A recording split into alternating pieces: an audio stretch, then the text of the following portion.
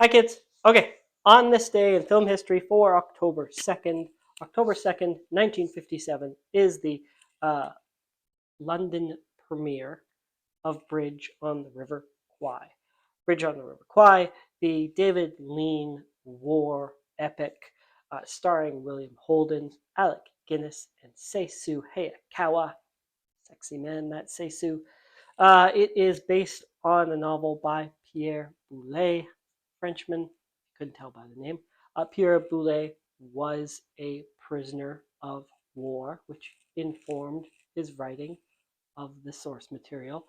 Also informed his writing of the source material for Planet of the Apes. That comes from the mind of Pierre Boulez as well. So, prisoner of war. Got at least those two out of it. Makes it sound like a good thing. I didn't mean that. Anyways, it was the highest grossing film of 1957, 7-time Academy Award, Best Picture winner. So, highest grossing, Best Picture winner. That used to be a lot more common of a thing. And regarded as one of the greatest films of all time. Lots of people wanted to go see that bridge. I think it was on the River Kwai. Explode with the train.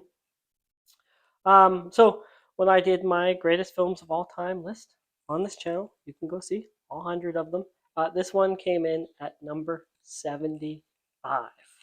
Okay, so 30 years after that, October 2nd, 1987, is the release of Near Dark, which is kind of an opposite response. It was co-written and directed by Catherine Bigelow, future Academy Award winner Catherine Bigelow, the first female to win Best Director. So this one was a box office dud, but has a cult following. So Bigelow co-wrote this with Eric Red. This was her second feature film as director, the first one where she had sole credit as director. She worked with Red again, co-wrote her next film with him. That would be Blue Steel with Jamie Lee Curtis. Again, not a big success, that one.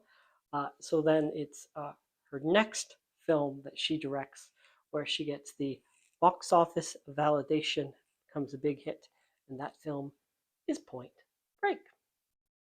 Okay, and then lastly, October 2nd, 1985, is the death of Rock Hudson. He was born in 1925. He was 59 years old when he died. Complications to AIDS. So Hudson was one of the first major celebrities to be diagnosed and to succumb to HIV AIDS. Mid 80s, this was a big deal. We had a former actor president who was familiar with Rock Hudson, who was not very kind to the epidemic that was happening with HIV and AIDS. So bring that to the forefront. All of a sudden, people are like, "Oh, if Rock Hudson get it." Then also questions about his sexuality, because HIV and AIDS was the gay disease. Yeah, so Rock Hudson, name like Rock Hudson. Could you believe that he was gay? Rock Hudson, speaking of Bridge on the River Kwai, he made Farewell to Arms in 1957. Bye to his arms. But doing so, he passed over a number of roles. One of them was William Holden's role, Bridge on the River Kwai. I think people, though, forget how big of a star William Holden was in this era. Rock Hudson was a big star as himself, one of the top stars from 57 to 64. In that time, he made 3 films with his good friend Doris Day. He was nominated for Best Actor for Giant, 1956. He and Katharine Hepburn, and then the final on-screen release performance of James Dean. And then Hudson moved into television in 1971.